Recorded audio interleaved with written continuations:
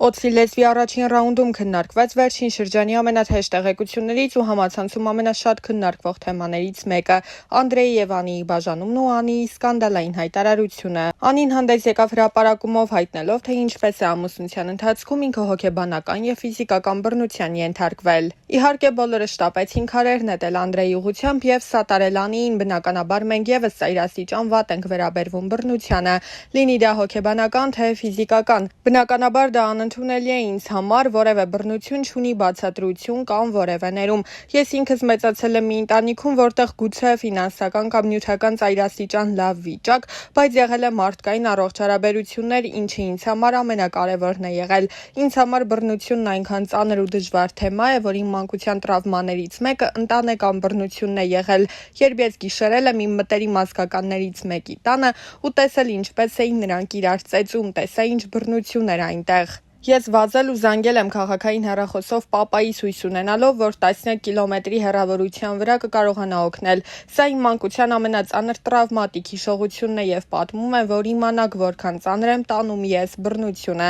Անիի եւ Անդրեյի թեման շատ նուրբ թեմա է եւ պետք է շատ զգուշորեն քննարկենք, որ որևէ կողմին չվնասենք։ Կրկնում եմ, եթե եղել է բռնություն, ես դա դատապարտում եմ անկախ նրանից, որ Անդրեն իմ ընկերն է։ Այս ամենի դրական կողմը այն է, որ տեսնում ենք առողջ էմպաթիա հասարակության կողմից կնոջ նկատմամբ, ինչը նախկինում չկար, սակայն մենք կրկին անցնում ենք սահմանը մոռանալով եւ խախտելով անմեղության կանխավարկածը, հաշվի չառնելով, որ գուցե զրպարտություն է այստեղ, գուցե չկա բռնություն կամ կան իրավիճակի տարբեր երանգներ, ու ամեն ինչ սև ու սպիտակ չէ, թեև բռնության պարագայում ինձ համար ամեն բան սև ու սպիտակ է։ Ես Անդրեյի հետ մեկ հարկի տակ ապրել եմ երկար, ճամփորդել եմ նրա հետ։ Ես ինձ վրա կարող եմ կասկածել, որ կարող եմ հունից դուրս գալ ու անել ոչ adekvat բաներ։ Անդրեյի վրա բացարձակ չեմ կասկածում ու վստահ եմ, որ նման դեպք տեղի չի ունեցել։ Սա իմ կարծիքն է, սա փաստ չէ։ Այս գործը քննվում է երկու դատարանի կողմից, եւ ընտանեկան եւ կրիմինալ, կարծում եմ պետք է սպասել։ Չեմ հավատում նաեւ Անդրեյի բռնությանը նրա համար, քանի որ նրանց հետ նաեւ ապրել են Անդրեյի ծնողները, եւ ճանաչելով նրանց վստահ կարող եմ ասել, որ նրանք կթողնեին ու կգնային, բայց չէին հանդուրժի ֆիզիկական կամ հոգեբանական բռնություն։ Անդրեյի նախկին կինը, ում հետ ես ցավոք ծանոթ չեմ, եւս կփաստի, որ Անդրեն բացարձակ լավ հայր է եւ որևէ մեկ այդ առումով պրետենզիա չի կարող ունենալ։ Ինձ համար անհասկանալի է մնում, որ Անին, ում ծնողներն այդ ժամանակ եղել են այս երկրում, ինչու չի դիմել նրանց օգնությանը։ Ինչու է Անին հիմա տքնաջանորեն խոսում բռնության մասին եւ այդ բռնության մասին հրապարակումն անում է Հայ Սուպերստար նախագծի առաջին անոնսի թողարկումից հետո։ Ի վերջո, եթե սա արվում է ավելի հայտնի դառնալու համար, որևէ լրատվամիջոց անգամ անուն ազգանունով չի անդրադառնում վերնագրերի մակարդակում երգչուհուն, այլ նշում է Անդրեյի նախկին կինը, նշեց Մհերը։ Ես այս առումով արդեն հրապարակում արել եմ Instagram-ում, բայց կկրկնեմ, որ գոյություն ունի անմեղության կանխավարկած, որը խախտելու իրավունք չունի եւ ոչ ոք, եւ միանգամից քարատել եւ միանգամից բարձրացնել կախաղան ու հալած յուղի տեղ ընդունել մի կողմի ասածները, չսպասելով ու չլսելով մյուս կողմին, մեղմ ասած սխալ է։ Ով սխալ է, երբ քննում են երկու դատարանները, այն գրառումներն ու այն կոմենտները, որ մարդիկ անում էին Անիի գրառման տակ, պատիվ չի բերում ոչ մի հայ մարդու։ Ես անընդհատ կարդալով ապշում էի, որ Անին չի հեռացնում դրանք։ Դու խոսում էիր էմպաթիայի մասին, բայց ես քո հետ համամիտ չեմ, որ կա առողջ հասարակություն։ Անդրեյին միանգամից տարան ու տեղադրեցին արցախյան թևում եւ արցախցիներին ատողները գրեցին թուրք, ղարաբաղցի եւ այլն։ Եվ սա Անին չէր հեռացնում։ Տանը մեծանում է երեխա, որի հայրը Անդրեն է եւ միայն այդ պատճառով Անին պետք է հեռացներ այդ մեկնաբանությունները։ Անիին մի խորհուրդ, վերանայեք կոմենտները, ուղղակի դրանք ճիշտ չի մնան։ Կարծում եմ դատարանն իր տեղը կդնի ամեն ինչ, բայց եկեք սառը տրամաբանենք։ Առաջին օրը, երբ Անդրեյին ձերբակալեցին, Անդրեն մեղադրվում էր մարդկության հանդեպ գործած բոլոր հնարավոր եւ անհնարին հանցագործություններով։ Այո, կարծեմ նշված էր, որ Անդրեն ծեծել է երեխային եւս, նշեց Արան, իսկ Մհերն էլ լրացրեց։ Այդ բոլոր մեղադրանքների շարքում կային բոլոր մարդկային մեղքերն ու մեղադրանքները բացի Ջանի Վերսաչեի սպանությունից։ Պետք է չմոռանալ, որ ընտանիքում կա երեխա, ով մեծանալու է, ինֆորմացվելու է գործի մասին, ու սա որևէ կերպ լավ չի անդրադառնալու նրա հոգեվիճակին վրա։ Արան նշեց, որ նմանօրինակ հանցագործության մեջ մեղադրվող մարդուն թույլ չեն տալիս լքել երկիրը, սակայն Անդրեն կարողացել է դա անել։ Այսօր Անդրեն գտնվում է Հայաստանում ու մասնակցում է Հայ Սուպերստար նախագծին։ եւ հետո դատարանի որոշմամբ Անդրեն պարբերաբար հանդիպում էր երեխայի հետ, հանդիպումներն անցնում էին սոցիալական աշխատակիցների ներկայությամբ, ամեն անգամ հանդիպումներն անցնում էին ջերմ ու երեխան լացով բաժանվում էր իր հորից, ինչը տեսնում ու արձանագրում էին բոլորը։ Կիսում եմ այն միտքը, որ ընտանիքը մութանտառ է, կան բազմաթիվ մութ անկյուններ, բայց նաև կիսում եմ այն վարկածը, որ երկար բարակ շարադրությունը գրվեց Հայ Սուպերսթար նախագծի անոնսի թողարկման օրը, քաջատեղյակ լինելով, որ Անդրեն ՀՀ քաղաքացի է եւ իր գրառումը հաղորդում էր հանցագործության մասին, եւ բնական էր, որ Հայաստանի իրավապահ մարմինները նույնպես հետաքրքրվեցին այս գործով, սակայն բաց թողեցին այն իմանալով, որ գործը քննվում է նահանգներում։ Ես չեմ կարծում, որ կա էմպաթիայի հարց, որովհետև եթե լիներ, մի փոքր կտեսնեինք Անահիտ Սիմոնյանի դեպքում։ Հասարակությունը չհասկացավ, որ Անահիտը Հայկոյի միակ կինն էր, միակ երեխայի մայրն էր։ Քարերը վերցրին ու սկսեցին լարել, պատրաստ էին Անահիտ Սիմոնյանին հրապարակում այրել։ Այստեղ հակառակը եղավ, հայերը չեն սիրում հաջողակ կանանց, պետք է ամեն բան անել քաղաքակիրթ։ Անդրեի լռությունը պետք չէ դիտարկել որպես մեղավոր մարդու լռություն, մարդը լռում է, քանի որ դատավարությունը գնում է, նշեց Արա Ղազարյանը։ Մհեր Բաղդասարյանն էլ հավելեց. եւ ի վերջո կա օրենք, ըստ որի դատավարության ընթացքում Անդրեն իրավունք չունի մոտենալ ոչ նախկին կնոջը, ոչ նրա մասին հրապարակումներ անել ու խոսել։ Երգիչ Անդրեի կնոջ Անի Օհանյանի գրառման հիման վրա քրեական վարույթ չի նախաձեռնվել։ Այս մասին Ֆակտորի հարցին ի պատասխան հայտնել են գլխավոր դատախազությունից։ Նկատի ունենալով, որ ԶԼՄ-ներում տեղ գտած Անի Օհանյանի գրառման դեպքով Հայաստանի Հանրապետության ներքին գործերի նախարարության ոստիկանության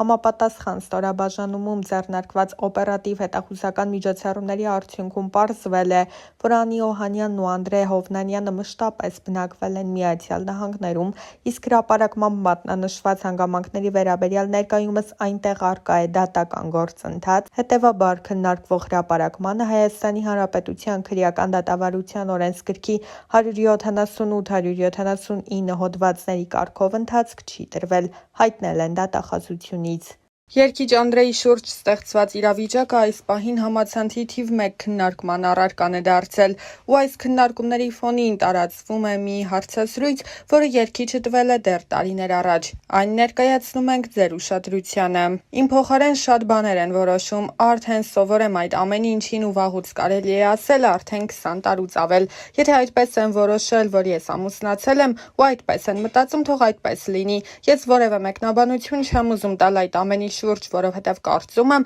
այդ հարցերի պատասխանը տրվեց քեզ տերեմ տեսահոլովակում։ Բայց դրանից հետո էլ շարունակվեցին շնորհավորանքներ, երևի միշտ էլ հետաքրքիր է մարդու անձնականը, բայց ես կցանկանայի, որ իմ արվեստը ավելի շատ հետաքրքրեր մարդկանց։ Ուրախ եմ, որ իմ արվեստը իսկապես հետաքրքիր է այն հանդիսատեսին, որը 20 տարի շարունակ իմ կողքին է։ Նրանք, ովքեր ինձ այս տարիների ընթացքում հասցրել են ճանաչել, վստահ եմ գիտեն, որ ես երբևիցե իմ անձնական կյանքն ու հարաբերությունները չեմ սիրելի ցույց դնել հանրությանը։ Բոլորին հետաքրքրող ցանկացած հարցի պատասխան հենց տեսահոլովակում է, ընդհանրապես պետք է այն սկզբից մինչև վերջ դիտել, բայց ցավոք այսօր մարդիկ միայն լուսանկարներով են կարծիք կազմում կամ միայն նյութերի վերնագրեր ընթերցելով, չկարդալով ամբողջական նյութն ու չդիտելով տեսանյութը։ Դա նույնն է, ինչ 2 ժամ տևողությամբ հրաշալի ֆիլմը դիտելու փոխարեն միայն մի քանի վայրկյան տևող թիզերը նայեց։ Շատերի կյանքում եղել է նման պատմություն, ես չեմ ցանկանում շատ բաներ բացահայտել, որովհետև պարզապես չեմ ցանկանում։ Չեմ ուզում անդրադառնալ այն ամենին, ինչ եղել է իմ անցյալում, որովհետև այն, ինչ կա իմ ներկայում, ավելի լուսավոր է, ավելի ուրախ ու սիրով լի։ Կան տեսահոլովակներ, որոնք ներկայացնում են իմ կյանքը, որոնց սցենարը հնարված չէ, բայց չեմ ասի, որոնք են դրանք։ Երբ հանրային մարդ ես, ուզած թե չուզած, անձնական կյանքդ հետաքրքիր է բոլորին։ Ինչու տրամաբանական ավարտ չունեցան, պատճառները շատ էին։ Հիասթափություններ, միմյանց չհասկանալ, դավաճանություններ։ Գիտես, ես առհասարակ ընկերություն անելուց երբեք եւ երբևիցե չեմ մտածել, որ դա պարտադիր պետք է տրամաբանական շարունակություն ունենա վերածվի ամուսնության։ Ամուսնությունը շատ լուրջ որոշում է։ Կարծում եմ, դա ավելի շատ որոշում է, քան զգացմունք։ Երևի միշտ երկկողմանի պատրաստ չեն եղել այդ ամենին։ Այո, իմ սիրտն էլ են շատ կոտրել, բայց ավելի ճիշտ կլինի ասել այն ոչ թե կոտրված է եղել, այլ հիասթափված։ Եղել է շրջան, որ դադարել էի հավատալ անկեղծ սիրուն, թեև շատ գեղեցիկ երգեր էի երգում սիրո մասին, բայց ինքս չէի հավատում սիրուն։ Բայց իհարկե, եթե մի բան մեկ անգամ չի ստացվում, չի նշանակում, որ պետք է դադարել հավատալ։ Այսօր կարծես թե հատկապես անձնական կյանքում բոլորն ավելի էգոիստ են դարձել, ավելի շատ իրենք իրենց մասին են մտածում։ Ես կարծում եմ, եթե անձնական կյանքի մասին է խոսքը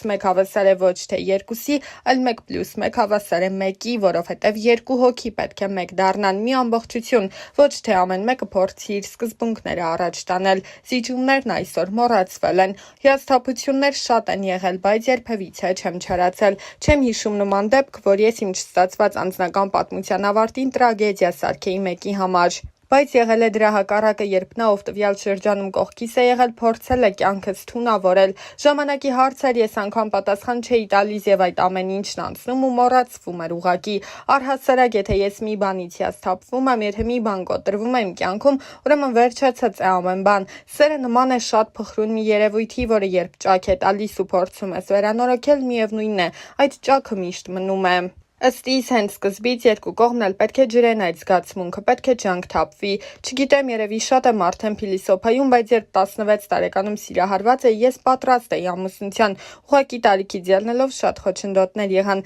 բայց կյանքում ունեցել եմ նման սեր, որը բոլոր սերերից ամենամեծն է եղել։ Սղճում եմ միայն նրա համար, որ ես այսօր կարող էի ունենալ 21 տարեկան որդի, բայց փաստը մնում է փաստ, որ ես կորցրի նրան։ Միայն դա է, որ ինքս ինձ չեմ ներում, այդ կորուստը ինձ համար ծանր է մինչև այսօր։ Չեմ ուզում ծավալվել ու այդ ամեն ինչը վերհիշել։ 1998 թվականներ, ինձ ցավ է պատճառում այդ հիշողությունը, ինձ ցավ է պատճառում, որ նա այսօր չկա։ Ուղղակի չեմ ուզում շարունակել այս թեմայով խոսել, բայց այն միտքը, որ նա կարող էր լինել իմ կյանքում, բայց չկա, իհարկե սղճում եմ շատ։ Այն ժամանակ երկուսս էլ ունեինք մեր կյանքը, մեր նպատակները։ Չեմ ուզում ասել, որ ամեն ինչ փուչ էր, բայց ամեն դեպքում ես իմ ներսում այդ պակասը զգում եմ, նշել էր Անդրեն։ Հիշեցնենք, որ ավելի վաղ Անի Օհանյանը գրել էր. Իմ ճանապարհը լի էր վախերով ու պայքարով։ Ես սիրում էի այն մարդուն, ով հմայեց ինձ, բայց ջենթլմենի գեղեցիկ դիմակի հետևում սարսափելին էր թաքնված։ Սկզբում ամբողջ ժողովրդի աչքի առաջ ծնվեց հեքիաթը։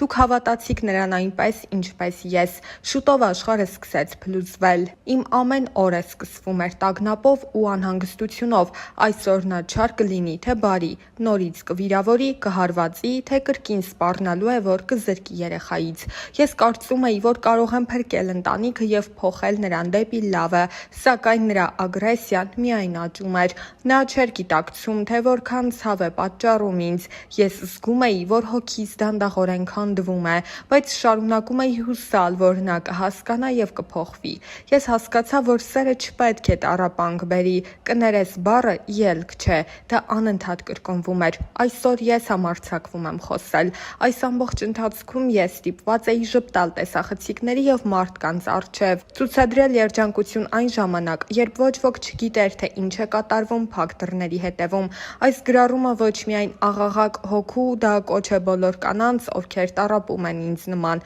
աղջիկներ, կանայք, մայրեր, դուք արժանի եք սիրո, որը բերում է լույս եւ ոչ թե խավար, նշել էր նա։